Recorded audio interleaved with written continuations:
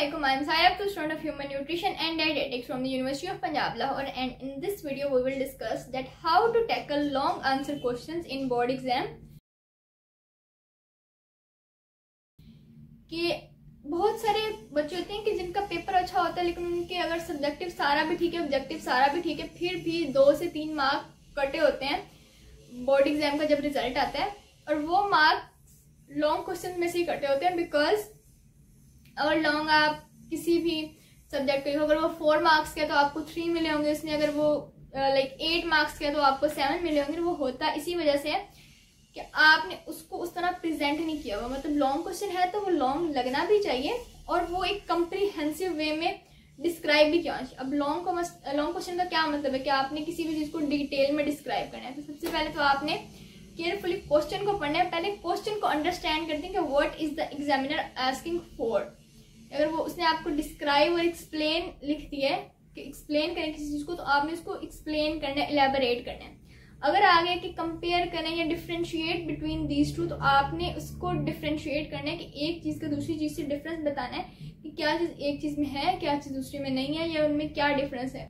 तो आपने उसको ब्रेक करना होता है कि जो लॉन्ग क्वेश्चन में पूछा है, फॉर एग्जाम्पल किसी भी चीज के कॉजेज एंड इफेक्ट्स पूछे हुए हैं, तो आपने उसको ब्रेक करना है कि आपने कॉजेज की एक अलग हेडिंग देनी है, कॉजेज भी बताने हैं, और इफेक्ट्स की एक अलग हेडिंग देनी है और इफेक्ट्स भी बताने हैं। मतलब आपने जितना क्वेश्चन में पूछा गया है आपने सब बताना है।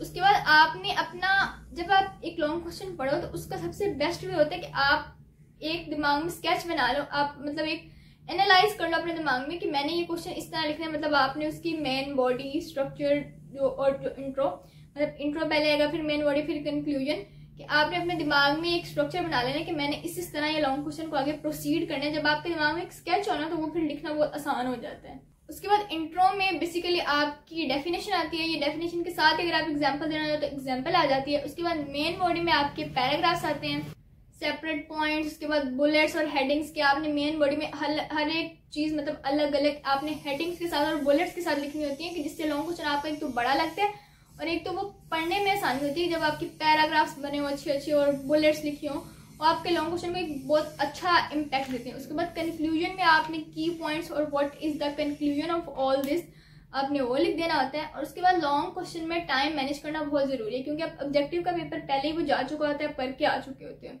उसके बाद शॉर्ट क्वेश्चन भी आपने तकरीबन सारे लिख लिए होते हैं, आप एंड पे लॉन्ग क्वेश्चन करते हो। तो जब लॉन्ग क्वेश्चन करते हो तो फिर आपने अपना टाइम मैनेज करना है। अगर आपके पास 30 मिनट्स है और 4 लॉन्ग आपने लिखने हैं तो फिर आपने उस हिसाब से अपना टाइम मैनेज करना है कि आपने कितना टाइम एक लॉन्ग क्वेश्चन को देना है। अगर आपके पास 35 मिनट्स बचे तो फिर आपने टाइम डिवाइड करना है और फिर आपने ये देखना है कि कौन सा लॉन्ग क्वेश्चन थोड़ा बड़ा है, कौन सा छोटा है। अगर मैं इसका टाइम इसमें यूटिलाइज करूँ तो मेरा पेपर कंप्लीट हो जाएगा। पेपर कभी भी छोड़ के नहीं आना, लॉन्ग क्वेश्चन में टाइम मैनेज करना इज द की। अब जैसे बायो के यूजुअली लॉन्ग क्वेश्चंस बड़े होते हैं और थोड़े इलेबोरेटेड वे में आपने लिखने होते हैं। तो अब उसमें जिस तरह है कि क्वेश्चन फॉर एग्जांपल है, हम बहुत ही बेसिक सी एग्जांपल ले लेते हैं, explain photosynthesis and what is important in ecosystem.